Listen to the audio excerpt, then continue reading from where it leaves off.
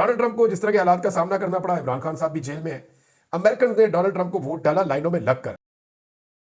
पाकिस्तान में भी एस्टेब्लिशमेंट के खिलाफ पाकिस्तानियों ने इमरान खान को वोट डाला, लाइनों में लगकर वोट डाला, एहतराम हो गया। पाकिस्तान में जो पब्लिक का मैंडेट है उसका एहतराम नहीं हुआ और पाकिस्तान में एक जाली हुकूमत लाकर बिठा दी गई, जबकि अमेरिका में डोनाल्ड ट्रंप ने हलफ उठा लिया और वो वहां इक्तदार में आ बैठा। अब वो अमेरिका का 47वां सदर है। इमरान खान साहब से डोनाल्ड ट्रंप के बहुत अच्छे ताल्लुकात हैं, यानी जब भी वो पाकिस्तान के बारे में सोचेगा या बात करेगा या जब भी पाकिस्तान का कोई इशू उसके सामने आएगा तो जो पहली चीज डोनाल्ड ट्रंप के दिमाग में आएगी वो इमरान खान साहब का नाम होगा। ये उसकी पार्टी के सारे लोग भी कहते हैं, डोनाल्ड ट्रंप अपने मुंह से भी ये बात कर चुका है।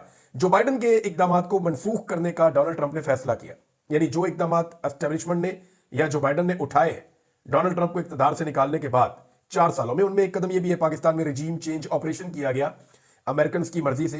गो कि यहां पाकिस्तान की जो मिलिट्री एस्टेब्लिशमेंट है वो भी यही चाहती थी, लेकिन इसके अंदर अमेरिका का भी एक रोल था। तो अगर इन चीजों को रिवर्स करना है या वापस मनसूख करना है तो डोनाल्ड ट्रंप क्या रोल प्ले कर सकता है? पाकिस्तान की जो इस वक्त एस्टेब्लिशमेंट है या हुकूमत है, उनकी सांस फूली हुई है, उन्हें समझ नहीं आ रही कि डोनाल्ड ट्रंप को डील कैसे करना है, क्योंकि अमेरिका को डील करना कभी भी पाकिस्तान के लिए आसान नहीं रहता। बकौल ख्वाजा आसिफ के अमेरिका ने वेंटिलेटर्स लगाए होते हैं और उन वेंटिलेटर्स का काम यह है कि पाकिस्तान को ऑक्सीजन देते रहते हैं। अगर अमेरिका अपने वो वेंटिलेटर्स खींच ले तो पाकिस्तान की माशी मौत हो सकती है। ये ख्वाजा आसिफ ने कहा था, अब ख्वाजा आसिफ को ही भुगतना पड़ेगा। शहबाज शरीफ ने बतौर वज़ीर आज़म डोनाल्ड ट्रंप को मुबारकबाद का ट्वीट कर दिया। आप हरकतें चेक करें, पाकिस्तान में ट्विटर को बैन किया हुआ है और वही वज़ीर आज़म जिसने बैन किया हुआ है वो डोनाल्ड ट्रंप को मुबारकबाद दे रहा है, जिसकी काबीना के अंदर वो बंदा जो ट्विटर का मालिक है वो उसकी काबीना के अंदर मौजूद है, इलन मस्क। और अब शहबाज शरीफ जो है वो यानी पहले पाकिस्तान में बैन कर दिया, फिर वीपीएन लगा के वीपीएन के जरिए से डोनाल्ड ट्रंप को शहबाज शरीफ मुबारकबाद दे रहे, जनाब आपको बहुत मुबारक हो, पागल लगे रहने, तुम सदर बन गए हो अमेरिका दे। तो बूट पॉलिश के अंदर तो ये लोग चैंपियन है, जबरदस्त किस्म के। अब हुआ यह है कि कम्युनिटी नोट शहबाज शरीफ साहब को एक मरतबा फिर लग गया। शहबाज शरीफ साहब को इस बात की समझ नहीं आती या ये बेइज्जती महसूस नहीं करते, यानी जब जब ये ट्विटर इस्तेमाल करते हैं इनके ऊपर कम्युनिटी नोट लग जाता है। कम्युनिटी नोट का मतलब यह है कि कोई बड़ी तमीज से आपको कह दे चल झूठे, या कोई आपको कह दे झूठ ना बोल, या फ्रडिया कह दे, या झूठा कह दे, या बेईमान कह दे आपको, या आपको मुंह के ऊपर कोई बंदा खड़ा होकर कह दे झूठ ना मार। ये शहबाज शरीफ के साथ होता है जब भी शहबाज शरीफ ट्वीट करते हैं। तो मेरे वज़ीर आज़म है पाकिस्तान का और पाकिस्तान के इंतजामी मामला इनके कंट्रोल में, हालांकि कंट्रोल में कोई नहीं है, लेकिन फिर भी कोई ओला तो रहने देना कि अगर पाबंदी लगाई हुई है एक एप्लीकेशन के ऊपर तो उसको इस्तेमाल तो ना करें। अब वीपीएन लगा के डोनाल्ड ट्रंप को मुबारकबाद देना बहुत जरूरी था। उसके बाद नीचे लोगों ने वो लितरॉल किया, लोगों ने बताया जनाब तो आप झूठ बोल रहे हैं, और कम्युनिटी नोट एक मरतबा फिर हमारे वज़ीर आज़म जनाब शहबाज शरीफ साहब को लग गया है। हालात पाकिस्तान के अंदर यह है कि डिक्टेटर भी खड़ा नहीं हो पाया था। अभी जनरल मुशर्रफ के एक साबिक साथी ने यह बताया कि जब बिल क्लिंटन चंद घंटों के लिए पाकिस्तान आया था तो उसको चीफ जस्टिस को भिजवाया गया था बाथरूम में कि यहां बाहर हम बात नहीं कर सकते। बिल क्लिंटन साहब बाथरूम में गए, वहां जाकर आप उन्हें पैगाम दे दें कि ना नवाज शरीफ को सजा होगी और ना कोई और मामला होगा, नवाज शरीफ को हम निकाल देंगे पाकिस्तान से। तो अमेरिका ने उस वक्त मुदाखलत की थी और फिर नवाज शरीफ को बाद में हमने देखा कि पाकिस्तान से निकाल दिया गया। ख्वाजा आसिफ का एक स्टेटमेंट आया जिसमें उन्होंने थोड़ा सा हौसला दिखाया है। नॉर्मली वो हौसला दिखाते नहीं है अमेरिका के मामले में। ख्वाजा आसिफ ने कहा कि ट्रंप का अभी तक कोई बयान नहीं आया, कोई बयान आएगा तो हम संभाल लेंगे। मामला यह है कि क्या लोग बेवकूफ हैं कि लोगों को समझ नहीं है? भाई डोनाल्ड ट्रंप अभी उसने हलफ उठाया, वो सदर बना है, वो अपने मुल्क के मामला को देखेगा, बैन अवी बड़े मामला को देखेगा। पाकिस्तान के अंदर जो इंसानी हुकूक की बदतरीन खिलाफ वर्जियां हुई हैं, ऐसा कभी भी नहीं होता कि अमेरिकन हुकूमत डायरेक्ट चढ़ दौड़ती है। वो आपको राब्ता करेंगे, वो आपको पैगाम देंगे जो पैगाम उन्होंने आपको देना होगा। बकौल डोनाल्ड ट्रंप के बेटे डोनाल्ड ट्रंप जूनियर, यानी उसने ये बात ओवरसीज पाकिस्तानियों को कही और ये क्लेम किया कि पाकिस्तान में एक बड़ा सख्त मैसेज जो है, एक बड़ा स्ट्रांग मैसेज कन्वे कर दिया गया है स्पेशली पाकिस्तान की एस्टेब्लिशमेंट को। लेकिन उसका नतीजा अभी तक तो ये निकला है कि पाकिस्तान में इमरान खान साहब को मजीद 14 साल सजा हो गई है और अभी जो है 2 जजेस भी लाके इस्लामाबाद हाई कोर्ट में बैठा दिए गए हैं, जिनके पास ही केस जाएगा। नॉर्मली आमिर फारूक साहब के पास और एक और जज साहब है, इनके पास केस जाएगा नए जज के पास, ताकि इमरान खान साहब को जो रिलीफ मिल सकता है हाई कोर्ट से, वो रिलीफ या तो डिले किया जा सके या वो रिलीफ ना दिया जा सके। तो अभी तक एस्टेब्लिशमेंट अपना खेल खेल रही है और पूरे तरीके से खेल रही है। बहरहाल ऐसा नहीं होता कि अमेरिकन सामने आ जाएंगे और आपको ये कहेंगे वो कहेंगे। उन्होंने जहां से आपका बाजू मरोड़ना उन्होंने मरोड़ देना है कि जनाब आप इंसानी हुकूक की खिलाफ वर्जियां बंद करें, आप पाकिस्तान के अंदर मैंडेट चोरी बंद करें, आप पाकिस्तान के अंदर रूल ऑफ लॉ को आने दें, आप पाकिस्तान के अंदर सियासी जमातों और सियासी लोगों के साथ और सहाफियों के साथ जो आपने गला घोंटा हुआ है, जो आपने पाकिस्तान में फ्रीडम ऑफ स्पीच खत्म की हुई है, ये सारी चीजों पर आप बाद आ जाए। ये जो जबरी गुमशुदगियां और लोगों को लापता किया जा रहा है, ये सिलसिला रोका जाए, इसका दबाव तो आएगा। अब देखना यह है कि क्या अमेरिकन, यानी मैं आपको एक चीज बता दूं कि बिलावल जरदारी और ये जो गए मोहसिन नकवी, इन दोनों के अमेरिकन के साथ ताल्लुका ठीक है और अमेरिकन एस्टेब्लिशमेंट के साथ ठीक है, डोनाल्ड ट्रंप के साथ ठीक नहीं है। जब मैं अमेरिकन एस्टेब्लिशमेंट कहता हूं तो मैं सीआईए कहता हूं, क्योंकि अमेरिकन एस्टेब्लिशमेंट के बिहाफ पे पूरी दुनिया में जो डील करती है तंजीम वो सीआईए, और जो जेली तंजीमें डील करती है वो भी सीआईए के उसके ऊपर ही चलता है सारा मामला। तो सीआईए ही बड़े ऑपरेशन पूरी दुनिया में करती है कि जनाब ये करना और ये नहीं करना। तो अब मामला ये है कि ये जो दो लोग पाकिस्तान से गए हैं ना, अव्वल तो इन्होंने जाना था ट्रंप की हलफबरदारी में, और क्लेम पाकिस्तान में खबरों में यह करवाया जा रहा है कि डोनाल्ड ट्रंप की हलफबरदारी में बिलावल को दावतनामा मिल गया तो मोहसिन नकवी जा रहा है। ये दोनों ही अंदर नहीं जा सके और बहुत सारे और लोग भी नहीं जा सके, जो ओवरसीज पाकिस्तानी जिन्होंने जाना था वो भी नहीं जा सके। वजह यह बनी कि वहां पे टेम्परेचर बहुत ज्यादा गिर गया और सर्दी ज्यादा होने की वजह से जो ओपन एयर के अंदर प्रोग्राम हो रहा था वो कैंसिल कर दिया गया और प्रोग्राम सिर्फ एक हॉल के अंदर मुंतकिल हो गया। तो मखसूस लोग और महदूद लोग अंदर जा सके और बाकी लोग ना जा सके, लिहाजा बिलावल भी फारिग और मोहसिन नकवी भी फारिग। अब अमेरिकन एस्टेब्लिशमेंट के साथ इनकी मुलाकातें तो होंगी और ये पहले भी उनसे बातचीत कर रहे हैं कि मेहरबानी करो कोई रास्ता निकालो, हम कुछ भी देने के लिए तैयार हैं, जो चाहिए वो हम प्रोवाइड करते हैं, लेकिन इमरान खान के मामले में डोनाल्ड ट्रंप की ब्रेक लगाओ और वहां पे इनको रोको। जो कुछ रिचर्ड ग्रेनल ने किया उससे इनको पहले ही सांस चढ़ा हुआ था। अब रशियन प्रेसिडेंट का भी स्टेटमेंट आ गया है और वो भी डोनाल्ड ट्रंप से बातचीत करना चाहते हैं, जबकि डोनाल्ड ट्रंप ने चीन के सदर के साथ पहले बातचीत कर ली है। मामला यह है कि डोनाल्ड ट्रंप यह समझता है कि रूस ने यूक्रेन पे हमला इसलिए किया कि यूक्रेन को नेटो में शामिल करने की बेवकूफी की थी जो बाइडन ने। जब आप नेटो को ले जाके रशिया के दरवाजे में बिठा देंगे तो रशिया के पास क्या ऑप्शन रहेगी, डोनाल्ड ट्रंप ये सोचते हैं। अब रूस जो है वो जंगबंदी करना चाहता है और डोनाल्ड ट्रंप को यूक्रेन और रूस की जंग में किसी किस्म की कोई दिलचस्पी नहीं है, यानी उसे कोई दिलचस्पी नहीं है। वो इमदाद भी बंद कर देगा, बाकी सारी चीजें बंद कर देगा। तो नाज़रीन, इस जंग में जिस जिसकी दिहाड़ी लगी हुई थी ना, वो दिहाड़ियां अब खत्म हो जाएंगी, चाहे वो लोग इस खित्ते में हैं चाहे कहीं और से, और पाकिस्तान के हवाले से भी जो एक इंपॉर्टेंस बन गई थी वो भी चीजें न्यूट्रलाइज हो जाएंगी। डोनाल्ड ट्रंप कोई रशिया के साथ या चाइना के साथ या ईरान के साथ कोई नया वेंचर मेरे ख्याल में शुरू नहीं करना चाहेगा। डोनाल्ड ट्रंप और उसकी जो टीम है ये पहले भी जंगें खत्म करते रहे हैं और जंगों से गुरेज करते रहे हैं, और डोनाल्ड ट्रंप ने अपने दौर में कोई एक भी नई जंग शुरू नहीं की थी। हाँ, पाकिस्तान के पॉइंट ऑफ व्यू से जो पाकिस्तान के अंदर मामला चल रहा है वो इस तरीके से चल रहा है कि सब लोग इंतजार कर रहे हैं कि अमेरिका की नई एडमिनिस्ट्रेशन पाकिस्तान के बारे में पॉलिसी कौन सी अपनाती है। यानी 3-4 किस्म की पॉलिसीज हो सकती है ना। नंबर 1 पॉलिसी ये हो सकती है कि वो उसी पॉलिसी पे चले जो बाइडन की है, उसमें पाकिस्तान की एस्टेब्लिशमेंट बहुत खुश होगी, ये अटैक करेंगे सबके ऊपर। नंबर 2 पॉलिसी ये हो सकती है कि वो अपने आप को न्यूट्रल कर ले और वो ये कि ठीक है आप जो मर्जी करें, भाड़ में जाए, जैसे दिल करता आप करें। तो उसमें भी पाकिस्तान की एस्टेब्लिशमेंट को कुछ ना कुछ फायदा मिलेगा, पाकिस्तान की हुकूमत को कुछ ना कुछ मिलेगा।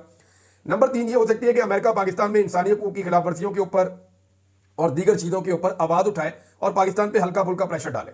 लेकिन नंबर 4 चीज अगर हो जाती है, जिसकी बहुत ज्यादा इम्कानात है कि अमेरिका की तरफ से ज्यादा दबाव आएगा कि आप इंसानी हकूक की खिलाफ वर्जियां ना सिर्फ बंद करें बल्कि आप अवामी मैंडेट के मुताबिक पाकिस्तान में हुकूमत होनी चाहिए, और जो जुल्म और ज्यादती हुई है गुज़िश्ता चंद सालों में पाकिस्तान के अंदर, उसका कच्चा चट्ठा भी अमेरिका खोल कर रख दे। क्योंकि अमेरिका की इसमें एक बिलवास्ता किस्म की इन्वॉल्वमेंट तो थी ना, तो उनके पास बहुत सारा वो पैटर्न उनको पता है कि जैसे ये सारी चीजें हुई हैं और उनके पास बहुत सारे इसके सबूत मौजूद हैं। और अगर ये कहानी इस तरफ जाती है तो फिर तो पूरी गेम उलट जाएगी और पाकिस्तान की एस्टेब्लिशमेंट को और हुकूमत को इसी चीज से डर लग रहा है कि ये मामला नहीं होना चाहिए। इमरान खान साहब का नाज़रीन स्टेटमेंट आया, ये स्टेटमेंट इस वक्त बड़ा अहम है। खान साहब रोजाना एक स्टेटमेंट देते हैं और अपने ट्विटर के ऊपर शेयर करते हैं। उसकी वजह यह है कि बाकी मीडिया तो इमरान खान को दिखाता ही नहीं है, तो कोशिश उनकी यह है कि अपनी इंफॉर्मेशन को वो अपने सोशल मीडिया के जरिए से लोगों तक पहुंचाते हैं और रीच इमरान खान साहब की अच्छी खासी है। इमरान खान साहब ने अब जो बयान दिया उसमें वो ये कह रहे हैं कि अर्दली हुकूमत खौफ का शिकार है, इनको मुसलसल डरावने ख्वाब आते हैं। इनका पहला डरावना ख्वाब यह है कि इनके आसाब पर सवार इमरान खान या उसकी रिहाई ना हो जाए। दूसरा डरावना ख्वाब इनका यह है कि फॉर्म 47 का जो इनका एक कच्चा चट्टा है वो ना खुल जाए। और इन ख्वाबों से डर के या घबरा कर जब ये बेदार होते हैं तो ये फौरी तौर पे 9 मई की गर्दान शुरू करने लग जाते हैं। इस खौफ की बदौलत उन्होंने मुझे एक ऐसे बेजमीर जज से सजा दिलवाई है जिसको खुद सुप्रीम कोर्ट ने 2004 में अदालती खिदमात के लिए नाअहल करार दिया था। अलकादर यूनिवर्सिटी प्रोजेक्ट मलिक रियाज और एनसीए के मुआहदे से 1 साल पहले से चल रहा था और हमारे दौर की काबीना का अलकादर ट्रस्ट में या इसके मामले में कोई किरदार नहीं था, ना ही ये रकम हमने सुप्रीम कोर्ट ऑफ पाकिस्तान में मुंतकिल की थी। काबीना ने सिर्फ नॉन डिस्क्लोजर एग्रीमेंट की मंजूरी दी थी ताकि इतनी बड़ी रकम जो है वो राजदारी के साथ जो है, इतना बड़ा फॉरेन एक्सचेंज जो है वो पाकिस्तान में आ जाए। यानी वो राजदारी सिर्फ रखना चाह रहे थे कि ये पैसा पाकिस्तान में आ जाए किसी तरीके से, और ये एक रिक्वायरमेंट थी। नाम नेहाद बंद लिफाफे को हुकूमत और तहकीकाती इदारे खोल सकते हैं, इसे खोलें, इसमें देखें क्या लिखा है, अवाम को बताएं ताकि दूध का दूध और पानी का पानी हो सके। जुल्फी बुखारी ने इस केस में वीडियो लिंक या सफारत खाने के जरिए पेश होने की दरखास्त की थी, क्योंकि वो पाकिस्तान आते तो उनको अदालत तहफ़्फ़ुज़ ना देती और बाकियों की तरह उन्हें भी गिरफ्तार या अगवा करके तशद्दुद किया जाता। तो जुल्फी बुखारी के घर पर गैर कानूनी छापा मारकर तोड़फोड़ की गई, खानदान को हरासा भी किया गया, इनको डीलें भी ऑफर की गई।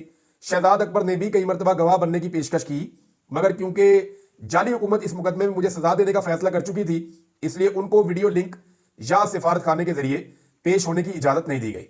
शहजाद अकबर के भाई को भी अगवा किया गया। ये मैं जानता हूं कहां रखा गया था उसके भाई को। अगर उन्हें नहीं पता, शहजाद अकबर को या उनके भाई को नहीं पता, तो मैं एग्जैक्ट उस जगह पर जा सकता हूं जहां उसको रखा गया था, क्योंकि मुझे वहां इन्वेस्टिगेट किया गया था। ये इन्वेस्टिगेट किया, टॉर्चर किया जाता है, तंग किया जाता है, परेशान किया जाता है, डिमांड्स रखी जाती हैं।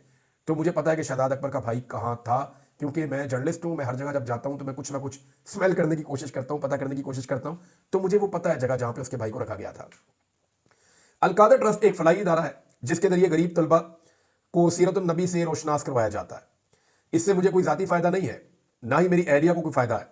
पहले भी 9.5 माह बुशरा बीबी को कैद में रखा गया और मेरा साथ देने की सजा दी गई। घरेलू खवातीन को सियासत में घसीटना शर्मनाक है और हमारी रवायात के मुनाफी है। बुशरा बेगम मजबूत आसाब की हामिल खातून है, वो मेरी कमजोरी नहीं है, वो मेरी ताकत है। ये मुझ पर जितने मर्जी मुकदमात बनाए, मैं नवाज शरीफ या जरदारी की तरह डील के जरिए बाहर नहीं आऊंगा, बल्कि अदालतों का सामना करके इंसाफ की ताकत से जेल से बाहर आऊंगा। इनसे डील पर मैं जेल में रहने को तरजीह दूंगा, यानी इनसे डील करने से बेहतर मैं जेल में रहूं। ये इमरान खान साहब की सोच है इस बारे में। मेरे मुकदमात या रिहाई का हुकूमत से या किसी से भी होने वाले किसी मुज़ाकरात से कोई ताल्लुक नहीं है। मुज़ाकरात का अमल अगर खराब होता है, सबूताज होता है, तो उसकी वजह हुकूमत की गैर संजीदगी और जुडिशल कमीशन का क्याम ना करना होगा। हमारे जो लोग शहीद हुए हैं ना, उनकी तरफ से हम पर दबाव है, वो इंसाफ के मुतलाशी हैं। जुडिशल कमीशन के क्याम के बगैर मुज़ाकरात करने का कोई फायदा ही नहीं है, कोई मकसद ही नहीं है। सलमान अकरम राजा और बैरिस्टर गोहर को हदायत करता हूं कि चीफ जस्टिस और आईनी बेंच के सरबराह अमीनुद्दीन खान को इंसानी हकूक से मुताल्लिक हमारे मुकदमात तरजीह बुनियादों पर सुनने के लिए खत लिखे और आलमी इंसानी हकूक की तंजीमों को भी इससे मुताल्लिक खत तहरीर करें। अली अमीन गंडापुर एपेक्स कमेटी को खत लिखकर शहबाज शरीफ के लगाए गए भोंडे इल्जामात का जवाब दे। हम किसी से कोई रियायत नहीं मांग रहे, सिर्फ कानून के मुताबिक इंसाफ मांग रहे हैं।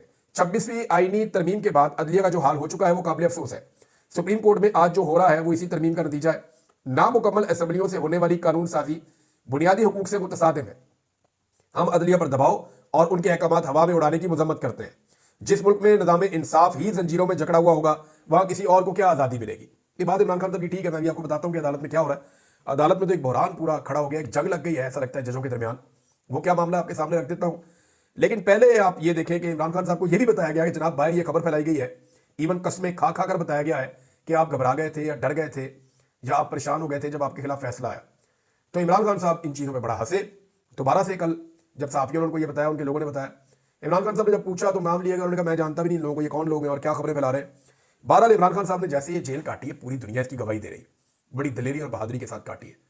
यानी आप ये बताएं ना कि कौन है ऐसा लीडर जिसको जेल में बंद किया हो और उसकी शक्ल भी सामने ना आने दी गई हो इतने लंबे अरसे तक, उसके बच्चों से उसकी बात भी ना करवाई गई हो, उसकी बीवी को भी जेल में डाल दिया गया हो, उसकी बहनों को भी जेल में डाल दिया गया हो, उसके दीगर रिश्तेदारों को भी जेल में डाल दिया गया हो, आधे खानदान के ऊपर मुकदमा दर्ज कर दिए गए हो, पार्टी के 10,000 से ज्यादा लोग एक ही हल्ले के अंदर गिरफ्तार कर दिए गए हो, बेशुमार लोगों को पार्टियां छुड़वा दी गई हो, पार्टी से इंतखाबी निशान भी। कोई ऐसा लीडर आपको पाकिस्तान की तारीख में मिलेगा ही नहीं, ऐसी पसली किसी की नहीं है जो ये बर्दाश्त करे। अच्छा, सुप्रीम कोर्ट में जो बहरान है नादरीन, वो ये है कि दो चीजें हो रही हैं। एक तो यह है कि ये केस 26वीं आईनी तरमीम के हवाले से जो 1 दर्जन से ज्यादा दरखास्तें आई हुई थी सुप्रीम कोर्ट में, अब अंदरूनी दबाव क्योंकि बहुत ज्यादा बढ़ता जा रहा है, तो फौरी तौर पर 26वीं आईनी तरमीम के हवाले से केस आईनी बेंच के सामने लगा दिया गया। 27 तारीख को लगाए, 27 जनवरी को। लेकिन मामला यह है कि 26वीं आईनी तरमीम के खिलाफ एक केस है और ये आईनी बेंच बना ही 26वीं आईनी तरमीम के नतीजे में है। तो ये बेंच तो पहले ही मुतनाज़ है, जैसे वो तरमीम मुतनाज़ है। अब जिस चीज का तनाजा है, क्या वही चीज अपना तनाजा खुद हल करेगी? बड़ा सवाल ये है ना कि आईनी बेंच का तनाजा है ना, 26वीं आईनी तरमीम, उसके नतीजे में बनने वाला आईनी बेंच, यही चीजें तनाजा, यही मामला गया अदालत में। अब वही मुतनाज़ अदालत ये केस सुनेगी कि हम ठीक है या गलत है। How is it possible? अब ये जो सारे फ्रीक है ना, 1 दर्जन से ज्यादा, अगर ये जाकर अदम एतमाद कर देते हैं तो एक नई सिचुएशन बन जाएगी। हो सकता है कि ये मामला फुल कोर्ट के सामने जाए और जाना भी चाहिए। दूसरा, आईनी बेंच और रेगुलर बेंच के दरमियान जो इख्तियारात का मामला है, उस पर एक केस लगा हुआ था सुप्रीम कोर्ट ऑफ पाकिस्तान में। पहले एक दाव लगाया गया लेकिन कामयाब नहीं हुआ। जस्टिस मंसूर अली शाह, जस्टिस आयशा मलिक और जस्टिस अकील अब्बासी, ये 3 जज साहबान उसको सुन रहे थे। उन्होंने हुक्म दिया कि ये पीर वाले दिन लगा दिया जाए दोपहर 1 बजे, लेकिन उनके हुक्म की तामील ही नहीं हुई। जब उन्होंने डिप्टी रजिस्ट्रार को बुलाकर पूछा तो उन्होंने कहा जी ये तो वो दोनों जज साहबान ने फैसला कर लिया बैठ कर। उन्होंने कहा जी उस कमेटी में तो मैं भी हूं, मुझे तो बुलाया ही नहीं, मुझे बताया नहीं कैसे फैसला कर लिया। और ये अदालत का हुक्म था। यानी जो खातून जज हैं आयशा मलिक साहबा, उन्होंने तो ये भी फरमाया कि 3 जजेस के मुकाबले में एक चीफ जस्टिस का दिमाग कैसे ज्यादा बड़ा हो सकता है। यानी ये तो फैसला वो नहीं कर सकते, तो फैसला तो अदालत का है। लेकिन सुप्रीम कोर्ट में 2 तरह की चीजें होती हैं, एक इंतजामी चीजें होती हैं और एक अदालती हुक्मनामे होते हैं। जो अदालती हुक्म होता है ना वो हमेशा सुपीरियर होता है, चाहे वो एक जज का भी हो। लिहाजा सुप्रीम कोर्ट ऑफ पाकिस्तान के 3 जजेस ने एक हुक्म दिया था, उसकी खिलाफवर्जी कर दी गई। उन्होंने तौहीन अदालत का नोटिस दे दिया कि तौहीन अदालत के अंदर कल केस लगेगा। अब सुबह 9 बजे केस लगा हुआ है तौहीन अदालत का, लेकिन उस बेंच के अंदर से आयशा मलिक साहबा को निकाल दिया गया है, बाकी 2 जज साहबान मौजूद हैं। अब मामला यह है कि ये गंभीर होती जा रही है सूरत और 26वीं आईनी तरमीम पे आके सारा मामला रुक गया है। 26वीं आईनी तरमीम इंतहाई कंट्रोवर्शियल तरमीम है और अगर ये रिवर्स हो गई तो हुकूमत के पल्ले कख नहीं बचेगा। और सुप्रीम कोर्ट में अब भी जो अक्सरियत है जजेस की, वो इन चीज़ों की, इस जुल्म और ज्यादती के खिलाफ है, वो इंसाफ देना चाहती है। देखते हैं कि इसमें आगे क्या डेवलपमेंट होती है। अभी 9 बजे केस लगा हुआ है, आपको पता चल जाएगा। अब तक इतने, अपना ख्याल रखिएगा, अपने स्टूडेंट का भी। अल्लाह हाफिज़।